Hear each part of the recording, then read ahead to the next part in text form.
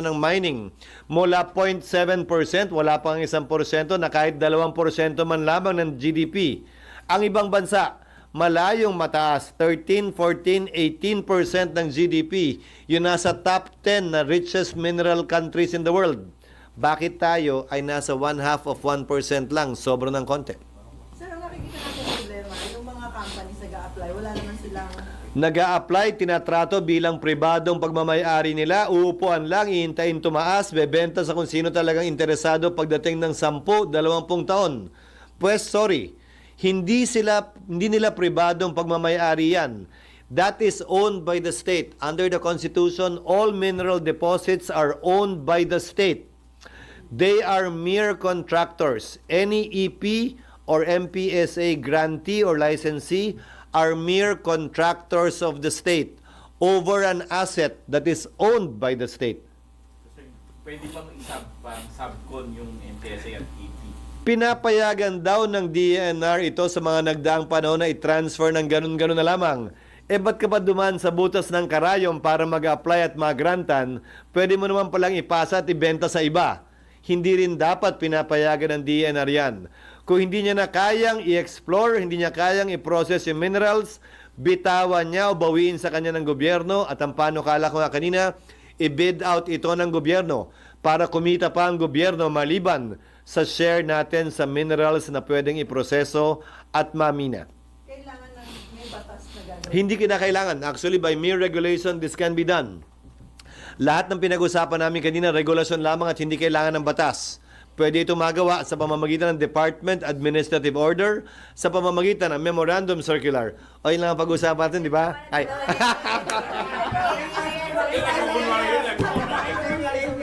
Kayo naman nagpa... Ganado na eh. Wag na, okay na eh. Sir, ano nangyari doon sa usapan niyo ni Senator Coco on impeachment?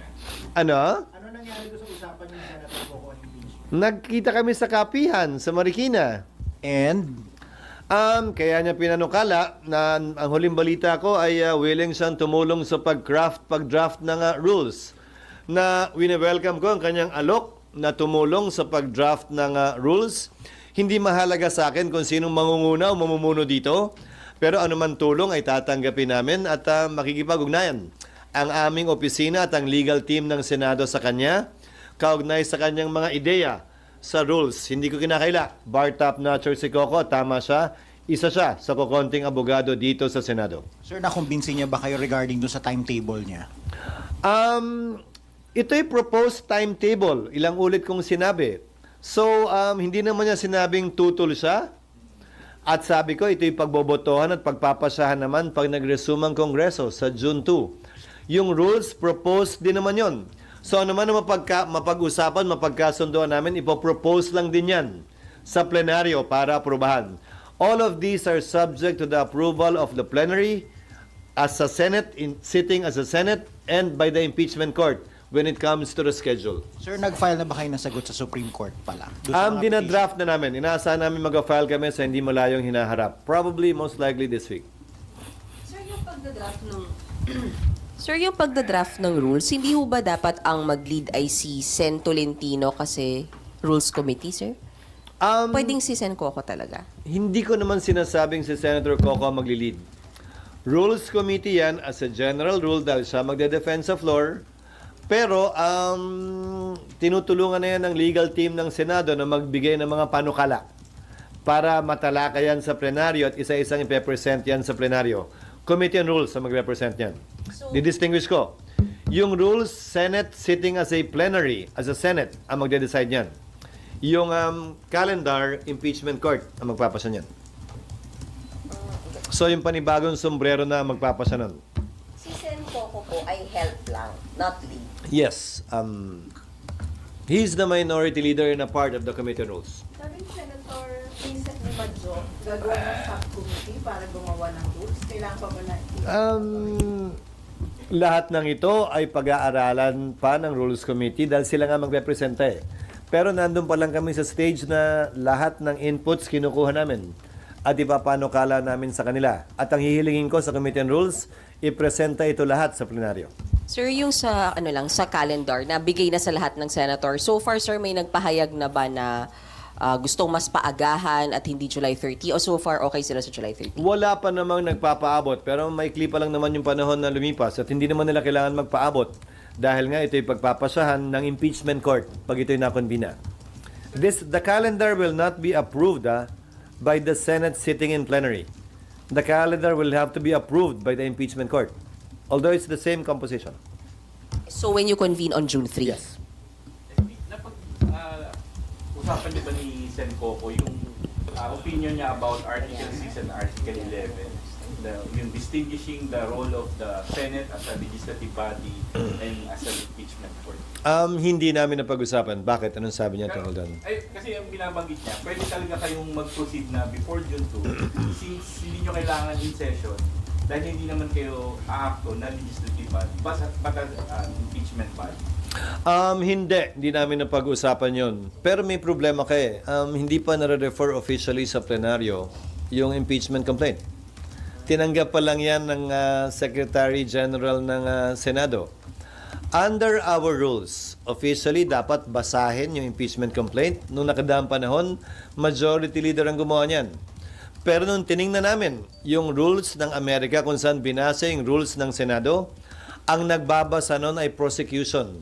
Yung House prosecutors ang nagbabasa nun sa plenaryo sa Senado, sa Amerika. At yun ang direksyon na nais namin tahakin kaugnay nito. Dahil hindi trabaho ng majority leader na gampanan ng papel ng House prosecutors na siyang magbabasa ng reklamo o impeachment complaint sa plenaryo. So sa June 2, sorry Kuya. So sa June 2, ang magbabasa ng complaint sa plenary ay from House? Yun ang ipinapanukala namin at yun ang tila direksyong tinatahak na ngayon ng legal team upang sa gayon ay magawa ng formal ito. Dahil nga, kinopya natin yung rules natin sa Estados Unidos at yon ang kanilang practice. SP, but do you agree that your role, your hat as senator judges, hindi siya kasama ng legislative function niya? Maliwanag yon, pero lahat ng impeachment na ginanap ng Senado natin mismo, hindi ng ibang bansa. Nagsimula ng in-session ang Senado, tumuloy kahit na nag-recess ang Senado. Hindi pa tayo nagsisimula ng in-session ng Senado. Yun ang inaalala ko kaugnay dyan sa mga panukalang umupo na lamang kami bilang impeachment court ngayon. Kapag kami misstep o mali kami dyan, may dagdag rason na naman na idemanda ang Senado. Hindi ako takot sa demanda, pero may dagdag rason na naman idemanda, umakyat, questionin, baka imbis na mapabilis, ng mga gustong mapabilis, mas lalo pang tumagal ito. Pero SP, as correctly pointed out by Sen Coco, whatever happens naman, may aakyat talaga doon. May magpapile talaga doon. Pero hindi sa dahilan yan. May umakyat na nga eh, pero hindi sa dahilan yan. Hindi na nga ako sang-ayon sa dahilan eh. Ba't pa namin dadagdagan? Wala pa nga kaming ginagawa, inakyat na kami, kayo naman. Di lalo pa pag may ginawa kami na medyo opinion lang ng isa, dalawa o tatlo. Titiyakin namin na anumang gagawin namin ay sang-ayon sa batas sa aming pananaw at hindi simpleng teorya lang na pwede nating gawin ito. Lahat naman pwede kung sa pwede lang ang pag-uusapan.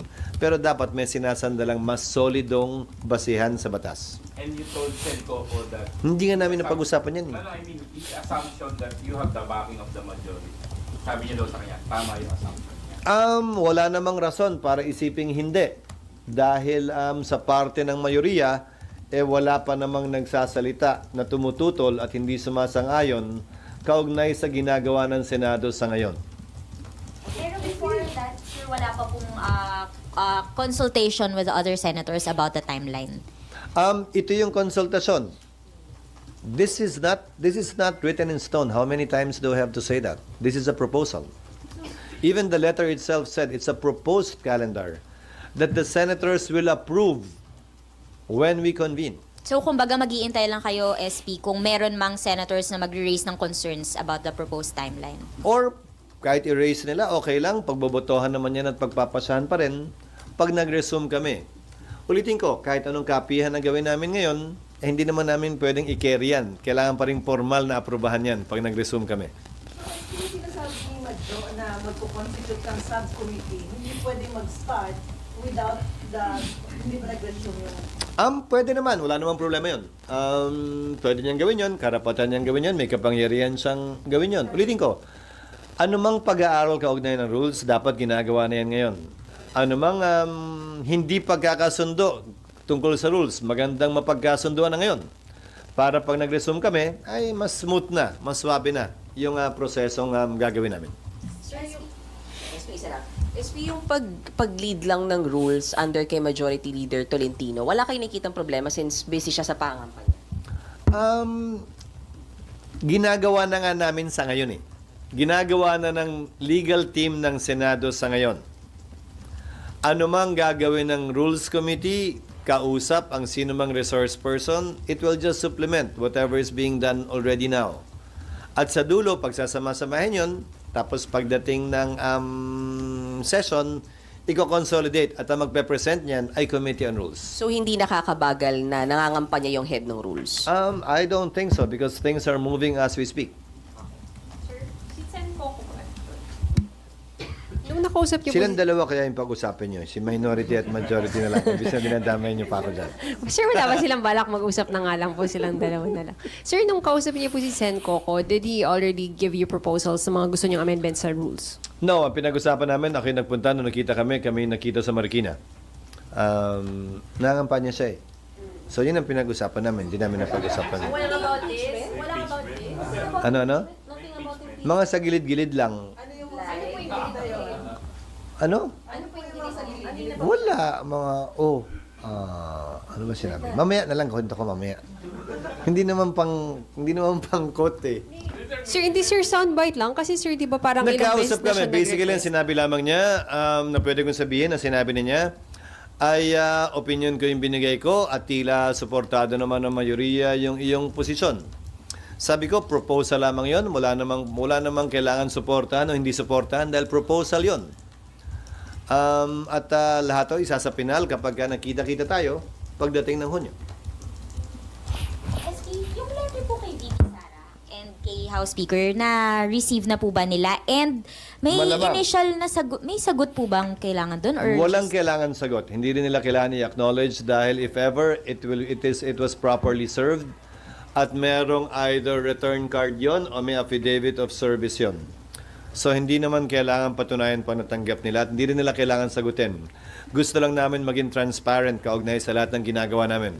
Ulitin ko, hindi kami takot mademanda, naman demanda harapin namin, pero anumang misstep ay susubukan naming iwasan hanggat maaari by being transparent at every stage of the process and being fair to all parties concerned.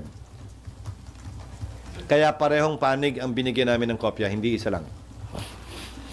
SP, binabanggit din po si Sen Coco, it's now up to the people. Favorite mo talaga yun.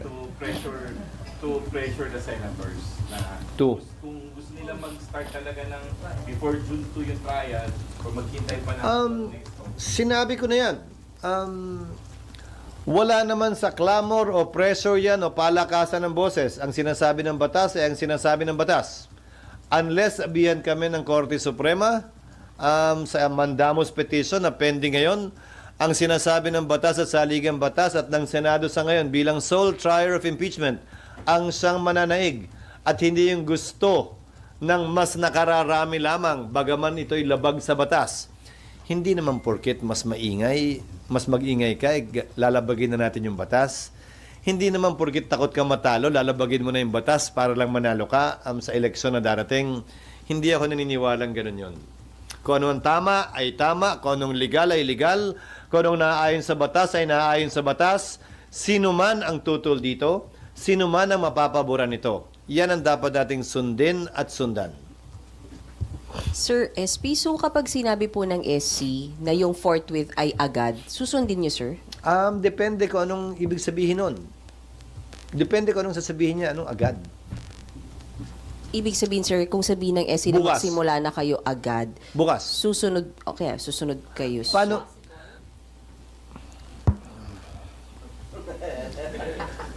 Paano nila sasabihin? Ang sabi, trial shall forthwith proceed. Trial is the reception of evidence, admission of evidence by the impeachment court. Bukas, hindi namin kayang gawin yon. Dahil wala pang sagot ang nasasakdal. Wala pang reply ang prosecution. Wala pang preliminary conference. So, anong i-order nila sa amin specifically? Ayokong pangunahan ng korte. Kaya yung sinasabi din ng ilang prosecutors, kung pwede lang daw, bukas na mismo. Mukhang hindi nila alam ang rules. Hindi namin kayang gawin yun kahit simulan namin yung proseso nang hindi pa nare-refer sa amin. So, babasahin namin kung ano man yun at pag-aaralan namin kung paano ito mapapatupad at kung kaya itong patupad. Ulitin ko, ng pang-apat na beses na, nagdesisyon ng Korte Suprema noon, nag-TRO sa Kamara, huwag niyong ituloy yung impeachment ni Chief Justice Davide. Nagbotohan ng Kamara, tinuloy pa rin nila. Nag-desisyon ng Korte, huwag niyong buksan yung foreign currency deposit account ni Chief Justice Corona. Nagdesisyon ng Senado, galangin natin, sundin natin. So, Senado pa rin bilang impeachment court ang magdedesisyon yan o Senado bilang plenaryo ang magpapasya ng bagay na yan. Kung ako tatanungin, as a general rule, marapat at dapat galangin palagi ng Senado anumang desisyon ng Korte Suprema. Pero sa dulo, pagpapasya niya ng Senado. SB, sorry, balik lang po ako on mining. Yes. Ilang I years? thank you. Ilang years na po yung pinapropose ng Senate on the extension ng Orban, sir? Extension ng? Orban po. Yung 5 years. Wala pa. Sa ngayon ay nakatalagayan sa 5 years. Ngayon, ang pinag-usapan kanina, pwede yang humaba ng 7, 8, 10 years. Pwedeng 5 years pa rin, pero subject to extension ng DNR, ng FIRB o ng DTI, or pwedeng by mineral din. Kung by mineral, ibig sabihin, gold, nickel, iron, copper, depende rin sa ganun. Bukas ako kaugnay sa bagay niyan. Sir, on the bi-mineral po, ano po yung basis of the extension po? Kasi ang gold may processing na rito. So, yung ban pwedeng immediate pagdating sa gold. Ang copper meron na, pero hindi pa kompleto yung proseso. Nickel, wala pa. Iron ore, wala. So, depende sa mineral, yung period na pwede nating bigay. Yun ang sinasabi kong bukas kami sa bagay na yan. So, sir, May sasabihin ako sa iyo, Mian, mamaya. Paalala mo sa akin. 3 months na, 3 months pa yung hinihintay natin. Eh, lahat na-achieve na. Anong advice mo na lang sa mga... Nilahat mo naman, ako hindi. Ikaw, baka naman ikaw lang. Baka ikaw lang. Yes, sir. Kaya nga, ang daming kwento, kaya nga naglalabas ng ibang kwento para maaliw kayo ng konti. Kayo naman, balik kayo ng balik. So, ano ulit yung tanong? So, with of course, parang lalong magdadami yung clamor na mag-tarap or magtuloy. Ano yung advice mo na lang? It's a hypothetical question. Nadadami yan. At saka ulitin ko, hindi kayang baguhin ng ingay mula sa anumang sektor o grupo yung nakasulat sa batas. Hindi namin babaguhin yon, depende sa palakasan ng sigaw. Hindi naman ako si Andrew E. na sinong mas malakas. Pinakamalakas, pinakamingay. Wala naman, hindi naman ako yun. So, hindi ko trabaho yun. Sinong ano? Yun? Ayun. Hindi ko naman trabahong hanapin yun. So, aralin na lang, as before yung advice dun sa mga involved sa trial, aralin yung rules, maghanap ng evidence. Maghanda, mag-aral, at magprepara. Para kapag ito'y nagsimula na, ay mahanda tayo. At wala nang delay. Maliban na lang kung may ibang pag-utos nga ang Korte Suprema. Nasasagutin pa lamang namin sa mga susunod na araw. Yung special session of the table. Off the table sa parte nino. Na kayo po. Sa Senate. Kasi kayo po. Ulitin ko under the Constitution, we can request for a special session for urgent legislation. May nalalaman ka bang urgent legislation? Na ayaw nyo nga pag-usapan eh. So, anong gusto ninyo? Magsisinungaling ako? magpapanggap ako, mag-aarte-arte ako na kunwari may urgent legislation at magre-request ako ng special session. Samantalang alam nyo naman, ang dahilan lang ay yung clamor daw o yung ingay daw. Hindi naman yata tama yon, di ba? So sir, off the table yung slide. Sa party at panig ko. Pero pag tumawag ang Malacanang, Wala namang rason para tumanggi ang Senado at ang Kongreso kung mangyayari yon. Di ba? Ba't naman kami hindi susunod? Pero para saan uli? Para dito? Kung para dito nga, sir. Hindi, ulitin ko, para dito, edi hayaan nating magpasya. Pero kung para dito, kailangan malaman at masabi din. Dahil, ulitin ko noong mga nagdaang panahon na final ito, 1 week before recess, 1 whole day before recess, nag-recess naman, hindi naman nag-special session. Mas mahaba lang ngayon dahil may eleksyon. So, anong kina-espesyal nito? Mas gigil tayo ngayon? Mas gigil sila ngayon? Mas nagmamadali sila ngayon kumpara dati? Anong pinagkaiba? Hindi ba dapat kung anong pagtrato natin sa mga impeachable officers pareho? Hindi ba dapat ang pagtrato natin ng impeachment cases pareho? Sino man ang nasasakdal, anumang panahon, hindi dapat nagbabago yun. Yun ang aking personal na pananaw. Pero, sorry, SP. Isa lang clarify. So, pag nagpatawag yung Malacanang ng special session at tungkol sa impeachment, tatalima kayo, sir? Depende nga kung anong tatawaging special session. Hindi naman, Kung tungkol nga sa impeachment. pag nagpatawag ng special session, wala namang choice ang Senado at ang Kongreso. Ang tanong lang ay kung magkaka-quorum dahil nga nasa kalagitnaan at kasagsagan tayo ng kampanya. At dahil yung kalendaryo inaprubahan ng matagal na, at maliban sa mga nangangampanya, lokal man o nasyonal, so hindi lang re-electionista, ay baka sila iniwala dito. Depende kung kailan papatawag yan. At ulitin ko, ba't ba gigil na gigil? Sino bang gigil na gigil at nagmamadali? So, tingin mo rin, SP, tingin nyo lang naman, sir, hindi magpapatawag ng Malacanang. Hindi ko kayang magsalita para sa kanila. Pero kaya nga tinawag ng special session, di ba? Special eh. Special ba to? Na special ba to? Di ba dapat? Kaya nga nakapiring yung babaeng sumisimbolo ng hustisya eh. Walang regular, walang special. Di ba? Dapat pantay. Yun ang aking pananaw. Sir, ako lang po. Ibang topic na naman tayo? Ay, Sir, meron lang daw pong teacher na nag-file ng another petition sa SC seeking clarification again about forthwith. pending na yun sa Korte Suprema. Malamang i-consolidate ng Korte Suprema yan sa mga ibang kaso. Pero kung declaratory relief lang ang final niya, seeking clarification, hindi yan kailangan sagutin ng Senado unless papasagutin kami, papakomentaryohin kami ng Korte Suprema. A petition for declaratory relief is not automatically answered by the Supreme Court at all in all times. Sir, ibang Yes. Thank you. Sir, meron bang liability yung DPWH dun sa bumagsak na tulay sa Isabela? Depende kung sino matatagpuan na may kasalanan. Kung mali ang specifications, kung mali ang program of work, kung hindi sinunod yung program of work, at kung substandard yung tulay. Ang sagot ay oo, dahil sila nagsusupervise ng mga kontrata na ginagawa na funded ng gobyerno. Need ba mag-investigate ang Senate? Siguro iniimbestigahan na yan ng iba't ibang ahensya ngayon. Hayaan na muna natin na sila. Pero sir, pagka ganyan case, ano yung dapat course of action? Hindi naman agency yung dapat na mag-investigate. Doon alam nga naman DPWH kasi yung mga tao baka sila. Ang DPWH Central Office yung dapat nag-investigate. Mag-investigate muna at the first instance. Sila muna. Dahil ang nagpatupad ng proyekto yan ay mga empleyado, mga direktor at engineer sa district at regional level. At saka sila may technical know-how kasi. Isa rin kasing bagay, dapat tingnan natin, yung loading capacity ng mga truck.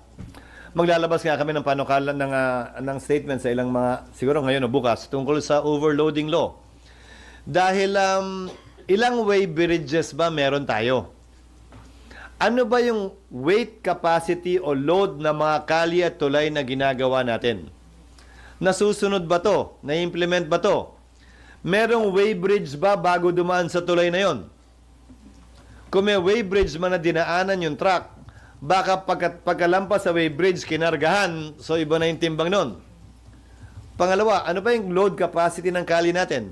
Tanda mo yung kapal ng semento ng tulay o kalye natin, may kinakayang bigat lang yan na dapat sinusundan ng mga truck.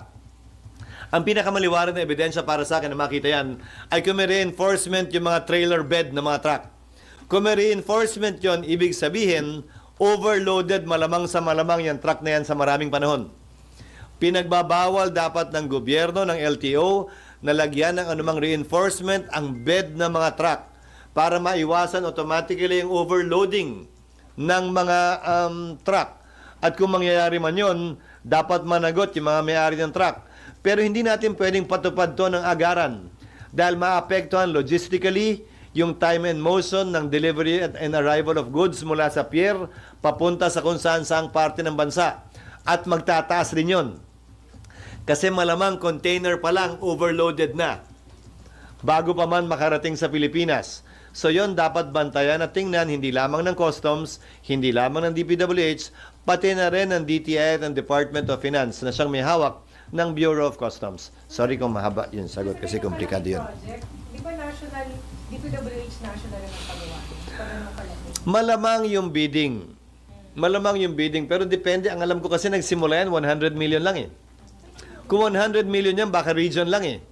Kasi di ba by year yun, phase 1, phase 2, phase 3 eh. Tapos inaugment pa, di ba? Hindi naman yata sa 1.2 billion na one go eh. Lumaki na lang ng lumaki. So malamang nagsimula yan region, yung sumunod na phase 2, region pa rin, di ba? So iba-iba. Yun na nga lang siguro yung question, bakit walang singular program of work para sa kabuuan ng tulay? Bakit tila every 2 years pinopondohan at kinokompleto yung sinasabing design? So sir, since bumagsak na yun, hindi na pwedeng i-repair para madaanan ulit? Actually, pwede pa daw i-repair ayon sa isang nakausap ko doon. Dahil yung foundation daw ay nakatayo pa rin, yung kali mismo ang nahulog at bumagsak na nakatali doon sa frame. Pero yung foundation mismo ng tulay, nananatili daw na nakatayo. So kung hahabulin natin yung contractor, yung paano mangyayari? Dapat may warranty yung contractor doon, kung sakasakali.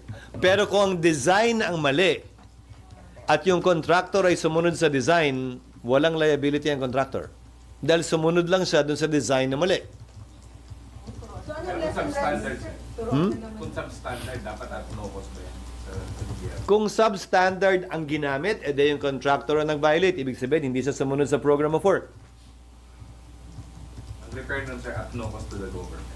Dapat sagot ng contractor yun dahil may warranty yung contractor doon. Pero may alam akong kwento dyan, mamaya na lang.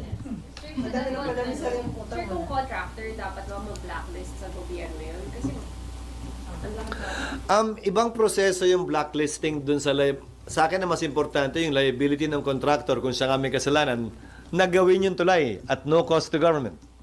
Yun ang mas mahalaga para sa akin. Kung mabablacklist man siya pagkatapos, desisyon na ng DPWH yan.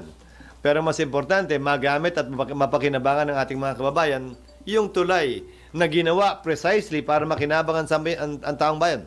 Kasi pag ganyan, at no cost, yung pag-aayos and penalty. Under the warranty. Kasi may warranty ang contractor eh. Ang tanong, covered pa ba ng warranty? Ang tanong, dahil iba't ibang phase, baka iba't ibang contractor yung gumawa. So, sinong may bidding eh? So, sinong may kasalanan? Anong aspeto ng construction ang pwedeng maiturong may kasalanan at kagagawan at kaninong warranty ang hahabulin ng gobyerno? Medyo komplikado lang siya. Kaya, dapat matuloy na yun. Pero may kwento pa din yun. Mamaya na lang. Yes. Yung sa Communications Office, Presidential Communications Office, sagutin niyo doon ang dalas magpalit at saka ano yung assessment niyo doon sa bagong Undersecretary ng Communications Office na banat na banat. Sino excited yan? Ano? Sino pinakamaingay ulit? Hindi para sa akin magkomentary because the PCOO officers serve at the pleasure of the President. They are the President's choice. Kakaiba man, hindi man tayo sanay, hintayin natin sa mga susunod na araw kung ito'y mananatiling ganon o magbabago. But then again, everyone at that office serves at the pleasure of the President. But I don't think she is the spokesperson of the President. If I remember correctly, the President said he will not have a spokesperson. And that is maintained. Kaya ang title pa rin niya ay Press Officer. Dahil nga sa pagkakaalam ko ay nananatiling walang tagapagsalita ang Pangulo. At yan siguro dapat maisip din at maalala ng ating mga opisyal sa PCOO na ang Pangulo pa rin ang nananatiling magsasalita para sa sarili niya. Nakakalungkot lang dahil nakatayo sila sa likod ng rostrum na may Malacanang. So, mapagbibintangan palagi na ito'y galing kaisipan at opinion mismo ng Pangulo. Bagaman hanggang sa ngayon, ang alam ko at pagkakaunawa ko, wala pa ring spokesperson ng Pangulo at ayaw niya magkaroon ng spokesperson. Mas gusto niyang siya mismo ang kumakausap sa ating mga kababayan. Na tama din naman. So having said that, SP, dapat mag-ingat-ingat din sa statement. Hindi siya empleyado sa ilalim ko para paalalahanan ko. Again, she serves at the pleasure of the President. Sir, parang may sinasabi, parang may dealings, may kontrata si PCO, secretary sa gobyerno. Baka dapat naman na-divest niya na yun. Well, any conflict of interest ng isang taong galing sa pribadong sektor, pagpasok sa pamahalaan ay dapat bitiwan niya at mag-divest siya para hindi manatili yung conflict of interest na yun.